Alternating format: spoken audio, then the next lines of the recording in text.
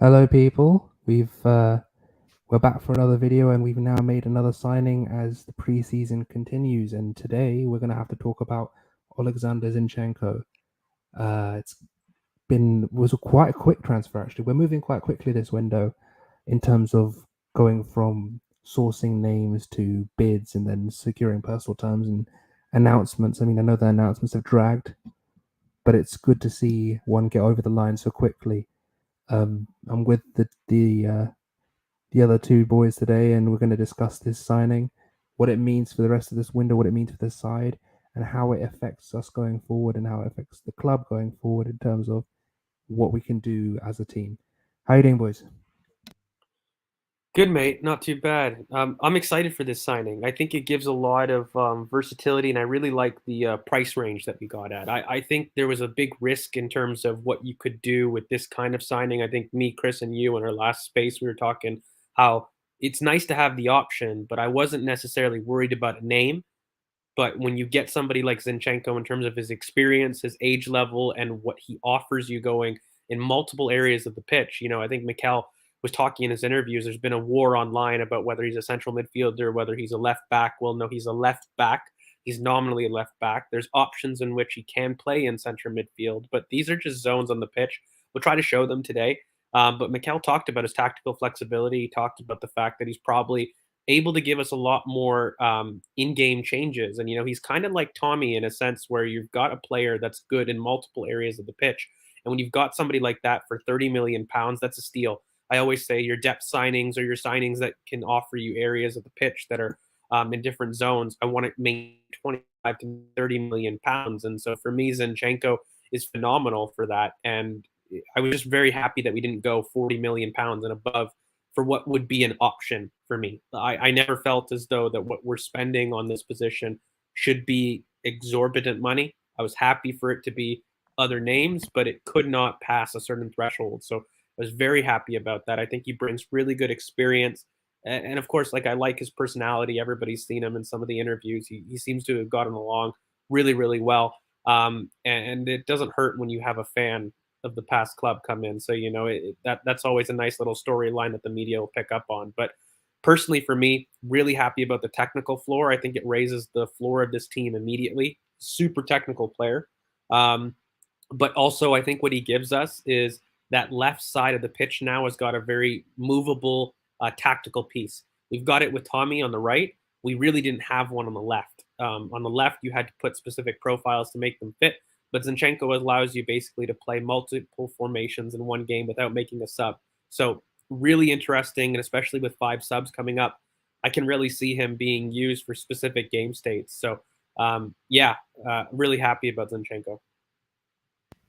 Chris, what do you think he brings in terms of profile wise and quality wise, in terms of getting the best out of that left hand side, which we can all admit has been a bit of a struggle with this team at times, especially over the past year, given the issues with Kieran and trying to find a way to get that left winger sort of like between different players that aren't really left wingers.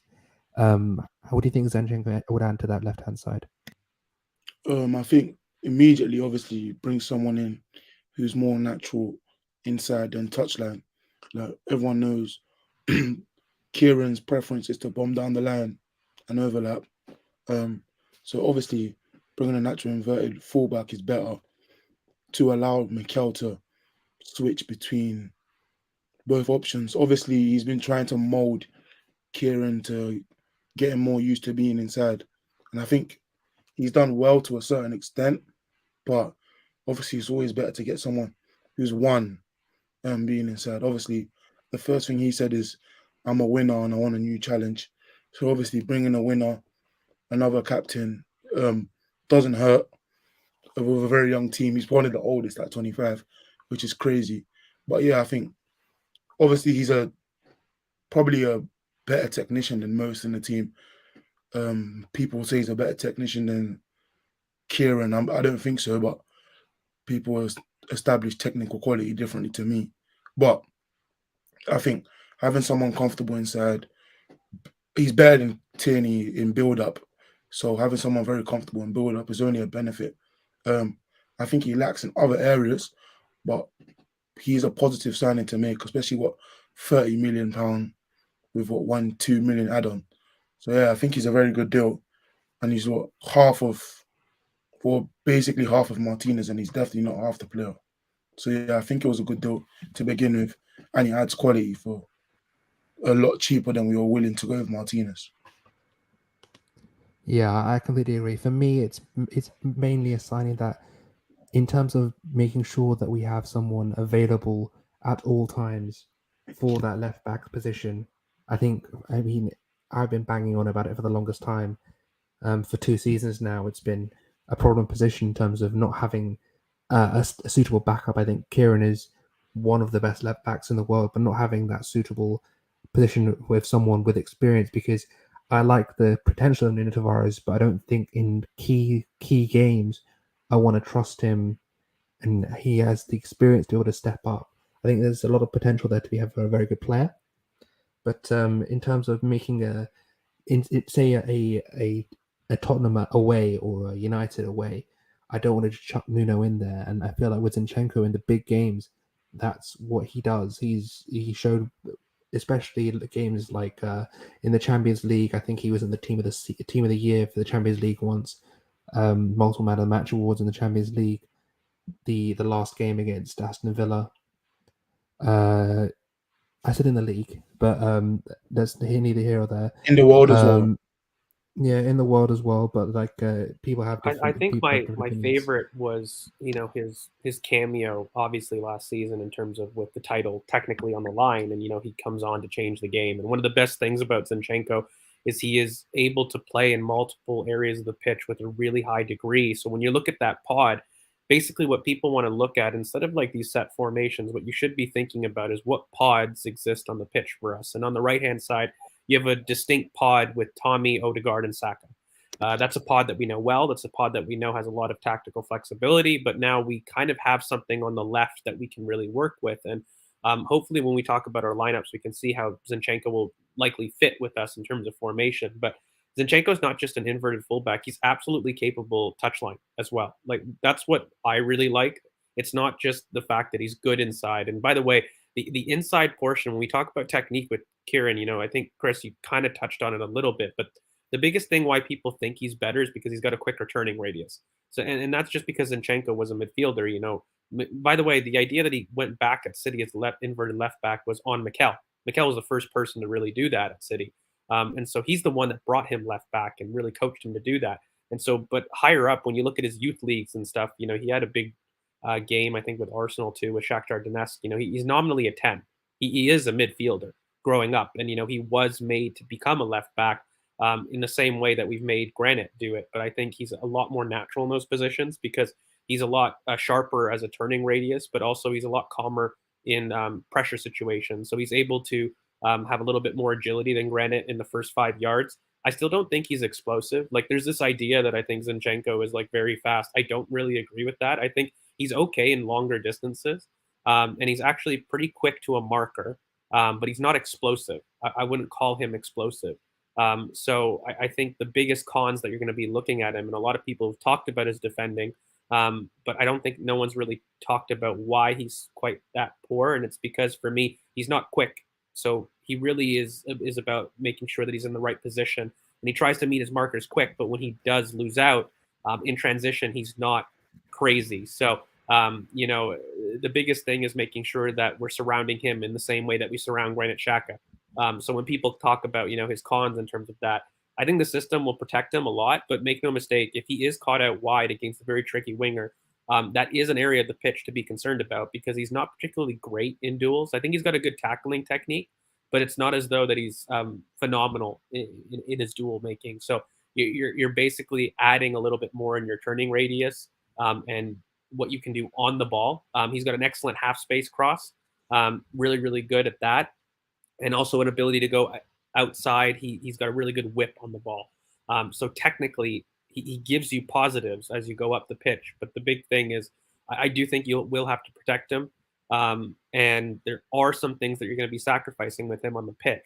So as long as we understand that, I'm completely happy with the signing. It's just there seems to be this new thing of trading in technique for physicality, and it's not something that I necessarily believe that you have to do, but you just have to recognize in that pod, you need to have at least 2 players within that 3 that are really good in their duels.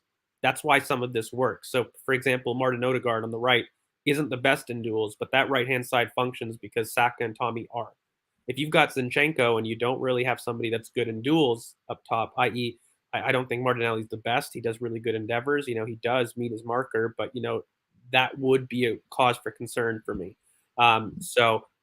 Essentially, what I really like about the signing is it just gives us something new for very, very cheap. I'd say. I think 30 million is very, very cheap in general. So, but yeah, I'm excited to basically get into the pass maps, current, basically look into not just his passing, but specifically where he's going to fit on the pitch, so that we can show all the people what the best thing to maximize him will be. So before we get into the passing statistics, because I think everyone loves those green bars. Look, I want to just talk about how what Zinchenko offers in terms of not only just as an inverted left back, but as a midfielder, because what he does is I think inverted is a bit of a misnomer in this situation. He goes both in and out. He comes inside and goes outside. Someone just goes. If you look at I did a thread on Twitter about it, about how he starts wide and thrusts inside, forms the top of the wide triangle, and then thrusts again out. So he does this kind of in and out sort of motion where he comes inside, forms the triangle at the top, and then combines with his interior into his centre midfielder and his winger, and then can either go outside to go and provide a cross, or he can go inside and provide more of a attacking thrust to produce through balls into the final third, etc. So there's multiple different roles you can move him in, and he's so good at not just as a passing range. He's a very good carrier into the middle third. I don't think he's very much a carrier in terms of I don't expect him to be Declan Rice, sort of just mazing through the entire, or Ben White mazing through the entire team. But in terms of getting that thrust from left back into central midfield, he's very good at that. So he's very good at doing the stuff that actually gets you into the middle third and getting you into positions where you can create chances. So getting the ball out of the first third with what we struggled at times with Zinchenko, for example, having Granit out of midfield or Nuno. We've struggled with that first phase build up at times. You know what I think, Kern, really gives you quickly, that sort of doing. Just on that topic really quickly, like what he's really going to help us with is our line. I think at times there was a feeling, we had a lot of debates whether or not it was inexperience, whether it was instruction about our line dropping deeper, particularly at away days. I think what Zinchenko provides you is an experienced head that's technically really good in the buildup, that line can stay high. So whether it's mentality, whether it's experience, something I wasn't really a big fan of labeling on that at the time. I think it was just a matter of asking the boys to step up and do that. But Zinchenko is very comfortable doing that. He's done it quite a while at City. So I think what it does give you is, in tough away grounds, if you are experiencing the line dropping at any point in time, is basically a leader in build-up that's not afraid to take onus of the ball and basically progress you up the pitch really, really quickly. So that's something that I'm excited about. And he's really snappy. What I really like is whoever we recruited, we did talk about this in the transfer pod, whoever we recruited for that role on the left of Partey, in that role that was an inverted fullback in quotes, had to be somebody that was really quick to their marker and could retract very quickly. Because when we go into our 4-4-2 block, we need somebody that's very competent in that wide space, but also can step up into midfield and meet their marker quick. That was something that was really important, clearly, to us. And I think Zinchenko can do that. It's just I do worry about him in duels, especially 1v1 outside. There's plenty of instances where you can see him get beat, especially touchline.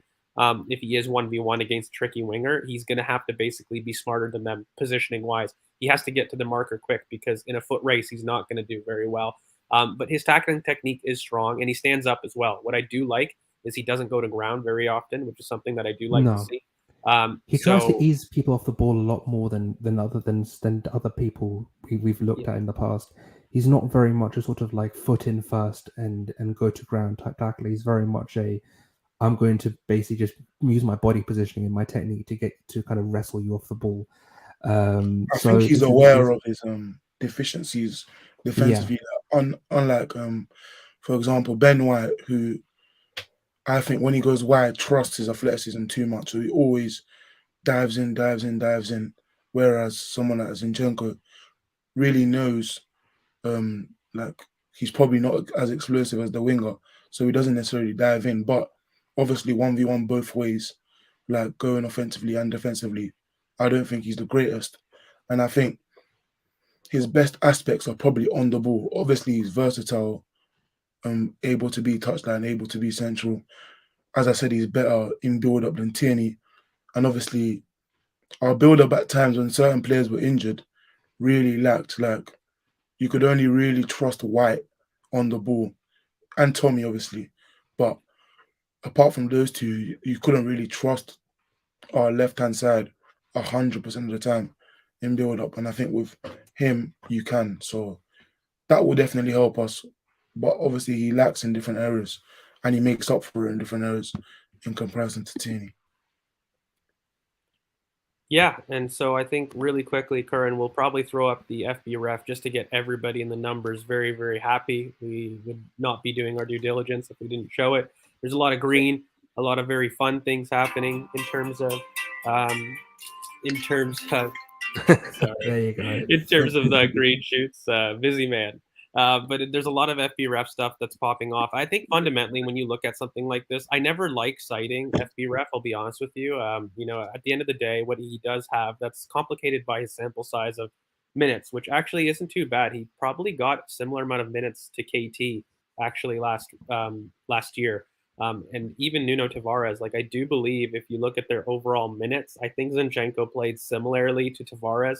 I think KT had about 900 minutes more than Zinchenko. So it's not as though that it's a sample size that's too small that you can't draw any conclusions from. But from the biggest thing on the outset here is he's just incredibly progressive. And we knew this. Like we're basically recruiting somebody that's got one of the top assist numbers per 90. And that's a really important stat for me because it takes away the effective game time and of sample size. So the big thing that I'm seeing is we've got somebody that is impactful on the pitch in that area. He is somebody that can contribute in a final third capacity, not just building us up and build up, but he is influential in the final third in terms of making sure that we've got proper crosses into the box. And we've also, they find a man. I think really what sometimes has been lacking is we do these cutbacks that aren't necessarily to a man, but more to an area.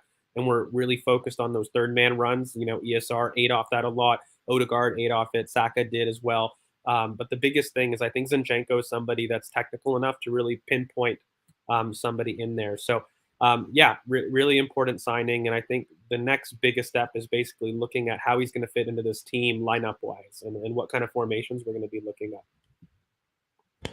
Right, let's bring that up quickly. So, yeah. But in the meantime, I think the first major area that we're going to see him is as kind of a touchline winger and with inverted fullback. So very broadly, as we work on bringing that up, you're looking at this 2-3-5 that we always do in kind of the final third. So hopefully everybody can see this on the screen here. And just let us know in the comments if you want us to zoom in a little bit. But broadly, this is the shape that we kind of employ regularly. So in the final third, especially.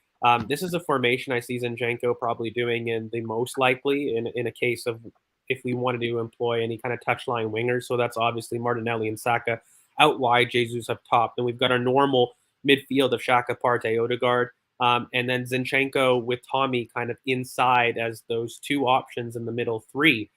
There's options in terms of whether or not we recruit a new left central midfielder. I think when you have this kind of setup, if you're looking with a touchline winger, what you want is that more box to box feel. Now, for me, could you add basically somebody that's a little bit more box to box, but good in their duels with a little bit more final product? Sure, you could. Everybody knows online I love Carney Chukwuemeka. That's somebody that I've been shouting about as an option. But in terms of this area of the pitch, if you're playing touchline wingers, that inside role needs to be somebody that's really good at second balls. And we've seen that, especially because you've got Martin Odegaard as the partner on the right. So that partner in left central midfield has to be somebody that is with a good progressive passing range to feed Martinelli into the box. I think a left footer there is extremely important. But the one thing I would say is I don't think Zinchenko is very good in the final third there for final product. And I do think that Xhaka is better there primarily because of his ability to win second balls. Really, what I'd like with Zinchenko here is an ability to offer him to go on the outside here. You can push Martinelli in the box, and Zinchenko, who is in the middle third here, can be a wide option. And then Xhaka just drops. That's something that we could see, by the way, very, very easily. And if you have Zinchenko inside, I think that switch is a little bit more odd because then you're forcing Xhaka to be the outside guy. And that's not something that I like to see. And so if you're having him in that lane too, that's not something that I would really like to see as an interchange. So this is something that I could see very, very quickly. But that high 8 really has to be somebody that's box to box, good in duels in order to control those second balls, but also somebody that has final third output. So for me, I do see Zenny back a little bit more. We've seen this like Martinelli inside a lot more this preseason. Like with Tavares, he's been inverted and touchline a lot. Obviously, I saw something earlier when I was watching Orlando, was it? That whoever was the left wing was always inside the box. Like they consistently found themselves free by the edge of the box. And in earlier Arteta times, we always found Pepe edge of the box because Saka was the touchline, and we always found Pepe by the penalty spot. And obviously, with those first time passes, Zinchenko found Jesus a lot last season, penalty spot, free and finding. So it will be interesting to see the left wing dropping inside and being like the third man runner because the 10 and striker probably operate in the box already. So having that extra man in the box was something we sometimes lacked last season and always forced us to just pass around the edge. And it's, I think, a positive that regardless of whoever's there, Nketiah, Reece Nelson, Martinelli, they're always finding space in the box. Exactly, and I do think I kind of agree with Nashville right now. What we are likely to see is Eddie be that inside channel, but again, it's very similar. So just if you guys are wondering how these things work, you know, he could easily be that person that starts wide and then comes back inside. We've seen it all of preseason, especially with him being very close to Jesus and Eddie. His big superpower has been dropping into that left half space, by the way, picking up deep and then driving inside, which allows Jesus to stay up high. Like that's something that we've seen very, very easily. So if we just swap out, for example, Curran Martinelli and Nketiah, that's something that you can easily see happening here. It's a very fluid kind of system, but fundamentally what happens here is you've still got an option with Zinchenko who can put it on dime. We've got Nketiah who can drop deep and help out progress the ball, but Granit is there for second balls. And so I think that's a very defensive shape, something that we might be able to see. But another formation, still this 2-3-5 that we might see is KT and Zinchenko play together. You can very much see that. And I think in order to do that, you're going to have KT in the wide channel. And you'll basically drop Granit. And this will be a little bit more of an attacking area. This is maybe, for those that are wondering, you know, Tony's asking, can he do kind of Odegaard things? I wouldn't say Odegaard things in the sense that, you know, he's somebody that's as technically gifted in tight spaces. He's got a very good turning radius. I think Odegaard has a little bit more control technically, but what you are going to get is somebody that can turn quickly in those tight spaces and deliver really good half space crossing. And I actually think with this formation, as opposed to Eddie, which we have seen in preseason, I do think we see Emile Smith-Rowe in this a little bit more. And this is because you want somebody that can pick up the ball a little bit more, because Zinchenko's not somebody that's going to be, you know, a carrier necessarily. And we need somebody that's a carrier with really good goal threat and really good ball striking. Now, Eddie can perform that role, but personally, I would swap Emile Smith-Rowe, which we have in the bottom here, for Eddie in this kind of formation. And this is now somebody that you can combine with a carrier, because Zinchenko can step up here. He can operate in midfield in that little lane a little bit, but you've got somebody that can run. Emile Smith-Rowe has been excellent off the ball all of last season. It's why he was almost our top scorer. So I think if you're going to employ Zinchenko and Tierney together, this is something that you can absolutely see. But what would happen is just you keep Tierney in that wide left channel. Zinchenko would come inside, and ESR would function kind of that inside final action kind of player. And this is something that I would see maybe with a low block formation, some stubborn block that we're trying to really break down. This is something that I like personally if we're chasing a game. It's not something I would start with necessarily. And if you really want a little bit more goal threat, that's when you sub Nketiah for Emil. If ESR is not getting it done from a low block perspective, that's when I would say Eddie Nketiah would swap in here, and you just get him closer to Jesus, and you've got a 2-striker system. Something, by the way, that we've been seeing a lot in preseason. But this is just how maybe you can look at maybe Tierney and Zinchenko can play together. I'm not saying this is going to be the long-term solution, but it's absolutely something that's at Mikel's kind of fingertips here. How about you guys, Chris, Corinne? Well, any other formation changes that you can see? when I saw you put this up, I thought, well, I was going to ask you, is it to start the game or as an option as the game's going on? And obviously, you clarified that is as the game's going on. But I do think it's a nice option to have. Obviously, you got great final balls from 4 places. Zinchenko half space cross, Tierney touchline cross. Obviously, the good thing is that Tierney is learning to be as versatile as Zinchenko from being left back and obviously centre mid. And Zinchenko can obviously be comfortable on the touchline. So it will allow the same like rotations that have been happening in pre-season with Xhaka and Martinelli and Tavares, like those can continue and allow the players to pop up in different positions. And I do think this is positive. I don't think we'll see it a lot. Just like I didn't think we'd see Xhaka touchline. Like I don't think we'd ever see Arteta put him out there to die. But I do think like he brings a plethora of options, like a lot of options that we could use. And obviously Nketiah and Martinelli being so comfortable touchline and inverted really helps this case. Do you think, I'm going to ask you two, do you think Ødegaard will be the starter the whole season, or do you think Emil or Vieira will play there a lot? I'm going to go first on this one because I think we both know what George is going to say. And I'm going to say the exact same thing. I think Fabio will come in and become a starter by the end of the season. I think that he is someone that is electric on the ball, much more punchy with his passing. It gives you a more vertical, more direct option. And I think by the end of the season, he will start. That's not nothing Ødegaard. I just think Fabio brings. He's one of the premier under 23 talents in that position, in that attacking midfield position in Europe. And I feel like we've got for a real steal. I really wanted to address before I do let George go. I want to address this because this is the formation I was going to bring up with basically because we've seen Zinchenko drop into the 3 as well. I mean, we're used to Granit going into the 3. So in for example in those horrible Europa League semi-final games, we've seen Xhaka being reverted to the 3. And so, for example, say you have this kind of situation happening, and so you have gold, and that's gone horribly wrong. And then you have this basically happening. So you have a 3-2-5 with when you're chasing the game, for example, something like this, where you're basically trying to get the most out of the ball, your attacking force as possible.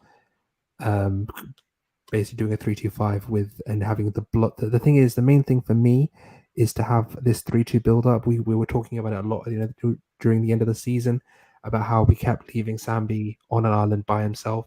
This is the key. This is where you win and lose games for me. If you can get out of your box efficiently, getting out to your first third efficiently, getting the ball to your attack is so they can do their thing. That's the main thing for me. A 3-2-5 with basically with people that are more comfortable. I mean, looking at this now, I'd probably have Martinelli in here or Tierney, one of the two of them here, but either or here, to form that lane 1.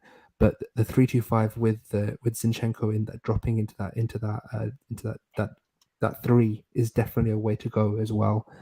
But yeah, I'll ask you, George. What do you make of this? The 3-2-5, as well as who do you think will start out of the two going into the I think season afterwards? I think the 3-2-5 in general is going to be against somebody that we feel has a really good mid block, not a low block. In fact, I think when you have a low block, you're going to add that player into midfield.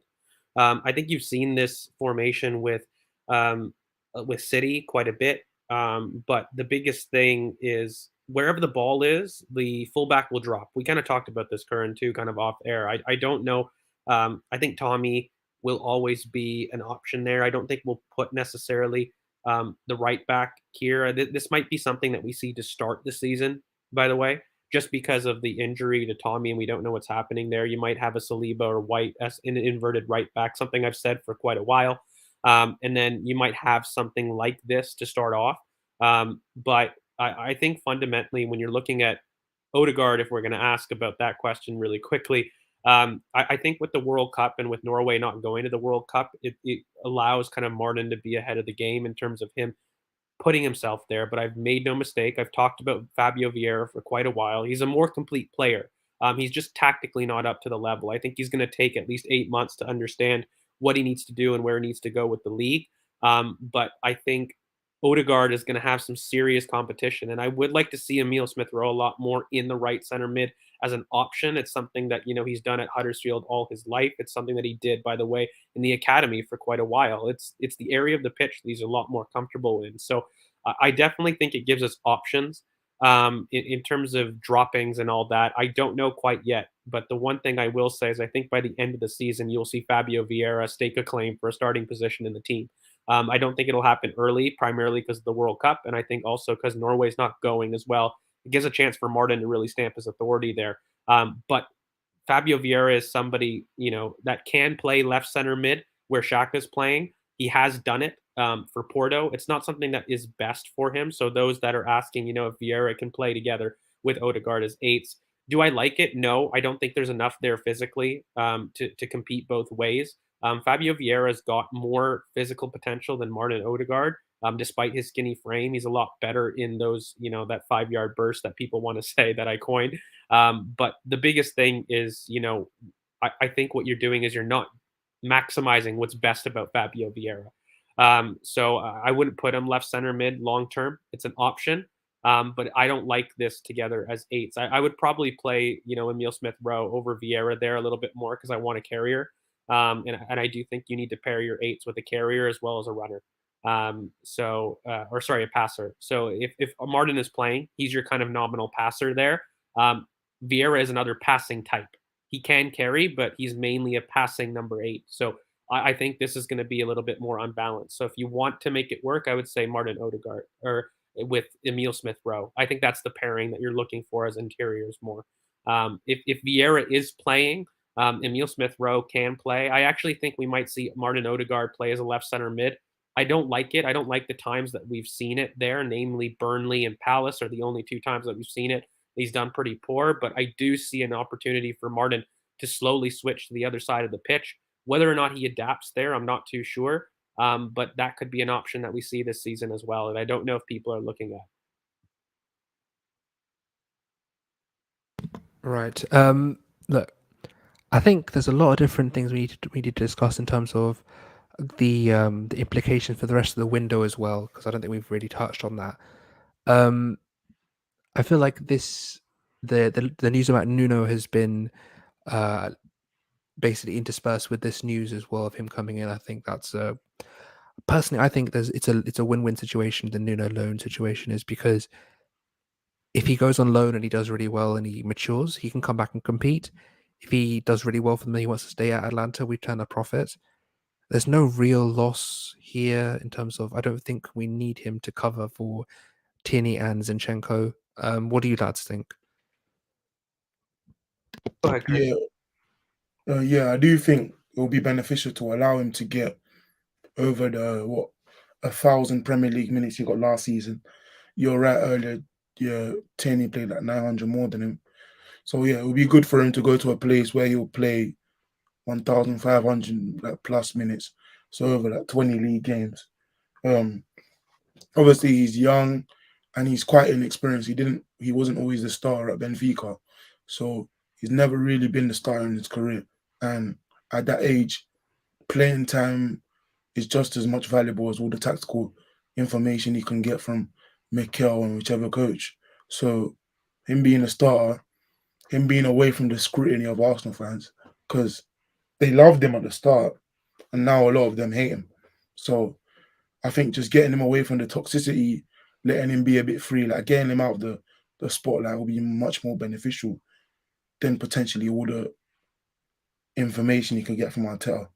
But yeah, I do think a loan would be very good for him, and we wouldn't really need him with Tierney, Zinchenko, and if needs be and everyone's injured, Tommy can play there, and you can bring in Lino Sousa or Xhaka, who I wouldn't mind as the inverted. So yeah, there's very many options that mean that he wouldn't have to stay. So I think a loan would be great for him as long as it's in a good environment and he's number one option wherever he goes. I think I've talked about, for me, it's a win-win as well. I agree, Curran. I don't look. It's somebody that I think has excellent physical gifts. That is a long-term project. We talked about it when he first was signed. There were some issues in terms of what his ability was two ways, and we talked about it. And I think there's, when you're looking at what teams are interested in him, I think a big reason why back three teams are interested is because nominally his defensive issues, and so you mitigate that by operating him as a wing back. In terms of him individually, I think I said Atlanta in group chats because I think you can look at Nuno as somebody as an asset to build, and if you're looking at that in mind, I think if you go to Serie A with Atlanta, you have a 30 million pound asset because this is a guy that will eat in the Serie A. In terms of his strength, his power, and his final action, it's very very good. And in Serie A with Atlanta, he'll thrive. He will. Does he fix his individual faults with Atlanta? I'm not too sure about that. I don't think he does. And with Brighton, he may have got a little bit of a better education with Graham Potter, but even then, I think they wouldn't keep him deep like they did with Cucurella. They would keep him high and wide, and they would look at more of a final action. But I did like the championship a little bit more in terms of stuff that he could work on, or a lower Premier League team like Brighton. I thought that would have individually helped him more. But I will say Atlanta will give him better exposure. He'll come back a much better asset going to Atlanta financially. As a player, I don't think individually it helps him as much. But I really think people were harsh on him, and we talked about this on this pod. Him and Sambi got a very low cut of the rope in terms of what I felt that Mikel did, especially in the last half of the season. But namely, it's a player that I don't think I'm ready to give up on, but equally, I'm kind of set. I don't know if I see him as a starting left back in the future. So for me, the biggest thing is to build that asset as quickly and as much as we can. And I think Atlanta does that. So I think for him, he's going to do very well in Serie A. And I hope he gets that Atlanta move because, like I said, I think we get a 30 million pound asset back with us because in that system, again, a wing back system for a coach that I think is very underrated. It's a good coach. And I must say, the teams that are interested in Nuno aren't bad teams and aren't bad scouting departments if you do look at it. Marseille is a little bit of a throwaway link, but Brighton and Atlanta, they're forward-thinking clubs in recruitment that do really, really well. So again, I'm not ready to throw away the potential, but I do think with Atlanta, you basically maximize the asset. So I'm really happy about that. So big fan of it, and it gives us basically a chance not to rely on Nuno, which I think Curran is your biggest fear in the last couple seasons. So like ultimately, it does the best for us as a club. I don't think we're doing the best by him. I must say, I think Atlanta, we won't fix his weaknesses. But it will be a place that he's gonna do immense in terms of an impact in the Serie A. Him against Serie A defenders, it's a recipe for disaster for them. Yeah, it's the best thing for him physically. He was outpowering people here, and he looked like a monster. Yeah, PMP wise here. So imagine him in Italy. I do think, obviously, the main aim of the loan, despite wanting to improve him technically, but I think the main aim is to improve his stature in football. And for the player himself is better. I think it's better for him to improve, like with his stature, like Brook did, like Ballard did, like even Reece to a certain extent did. Obviously, Willock is the biggest example of a loan move going away, breaking records at the other club in 6 months. months and then coming back. So yeah, I think obviously for him, despite wanting to be better technically, it's another player, similar thing I was saying about Flores, that you just become undeniable to a certain extent. Obviously, if he does become undeniable, like he started the season very well, obviously being the age he is, big mistakes, and the big mistakes he made were against the Liverpools, which hurts even more because more than just Arsenal fans are watching the game, kills his reputation. Arteta doesn't help him either, kills his confidence. So I think the best thing for him would be to go to a place where he can maximize that confidence. And Brighton and Atalanta are pretty much on the same level until you reach that.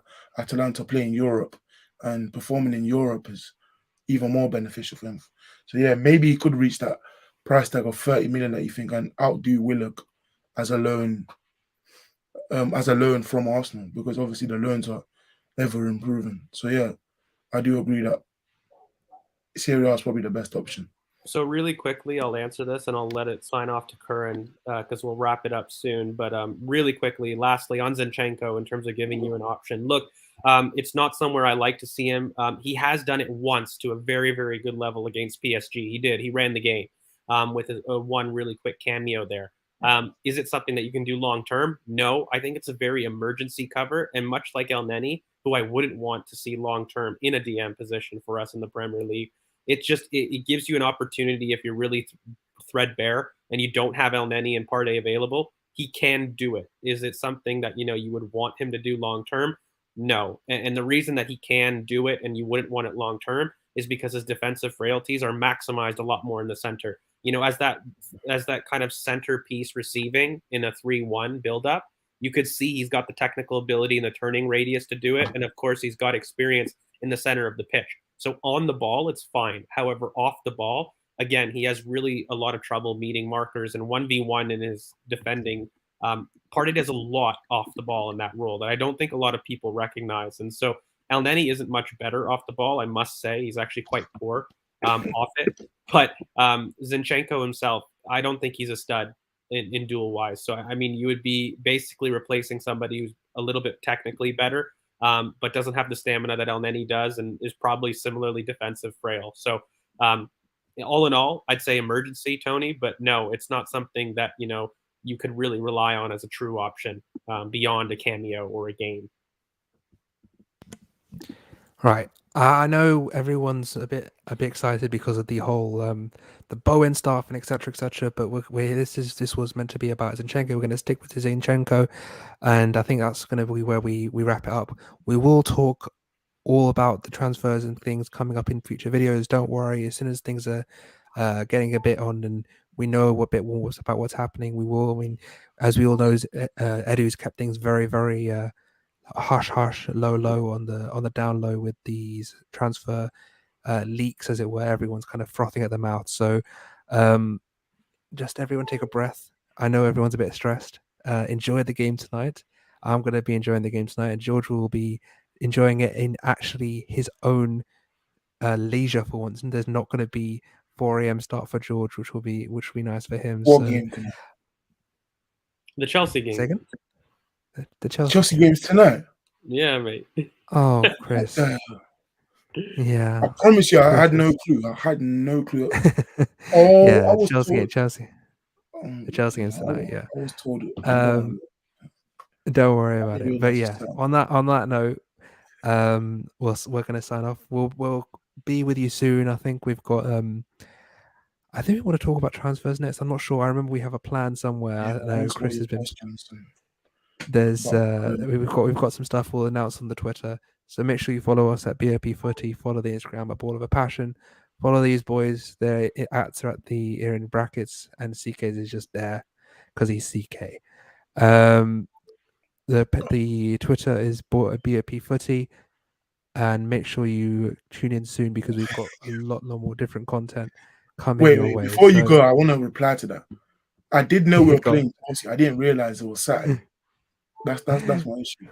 I didn't realize it was Saturday. But yeah, I do know. And now I'm gonna stay up again. Like last game versus Everton, I stayed up to watch some nonsense. No, not Everton, sorry. Yeah, Everton I stayed up for the first half. The other game, Orlando, we were bad defensively. So yeah, but yeah, I'll stay up to watch Chelsea. But yeah, guys, make Any sure you guys final like, thoughts, comment, George? subscribe. Make sure you guys like, comment, subscribe. You hit that bell for notifications so that you do know when we do upload. Hope you guys can enjoy Zinchenko. I think this was good. If you guys have any questions, make sure you guys post in the comments. We'll be sure to try to reply when we can, as soon as we can. And in terms of upcoming videos, like Curran said, we've got a lot coming. Please, if you guys haven't, go check out the Academy pod. It's something that we're always really happy to promote and do. I think it's something that you might enjoy, especially for those that are looking, what's the next gem? Who's the next Charlie Patino? We discussed Charlie Patino, but also the next one. So make sure you guys do check that out. Hope everyone has a really good night and enjoys the game later today. Yes, there is a game, so hope you enjoy that. But we will be signing off, and we'll be coming with you with new videos next week. So thanks so much, everybody. Bye-bye now.